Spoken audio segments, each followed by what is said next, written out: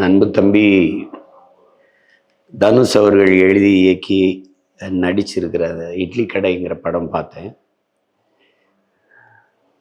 தம்பி இளம் தயாரிப்பாளர் ஸ்ரேயாஸ் அவங்க தயாரிச்சிருக்காங்க. இதில் ஏற்கனவே தம்பி கதை திரைக்கதை இதெல்லாம் பண்ணிய திருச்சிற்றம்பலம் அதெல்லாம் பார்த்தேன். ரொம்ப சிறப்பாக இருந்தது. நானே எடுத்து தம்பியை பாராட்டினேன். இப்போ இந்த படம் இது எப்படின்னா, இப்போ நான் என்ன நினைப்பேன்னா, தம்பி இருக்கிற உயரத்துக்கு இப்படி ஒரு தன்னுடைய கிராமம் தேடி போய் தன்னுடைய வேர் தேடி போய் இப்படி ஒரு வாழ்வியலை பதிவு செய்யணுங்கிறதே பெரிய பாராட்டுக்குரியது. நம்ம வாழ்வதற்கு பணம் தேவைப்படுது, வாழ்க்கைக்கு பணம் தேவைப்படுது. ஆனால் பணமே வாழ்க்கை இல்லை.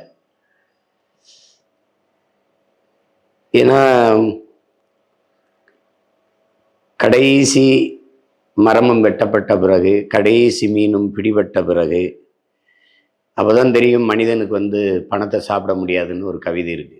அது மாதிரி எல்லாருக்குமே பொருள் ஈட்டணும், பெரிய மேம்பட்டு வாழ்வு அப்படிங்கிறத கார் வச்சுக்கிறது, பெரிய மாளிகை வச்சுக்கிறது, அப்படி வாழ்கிறதான் வாழ்க்கைன்னு நினைக்கிறோம்.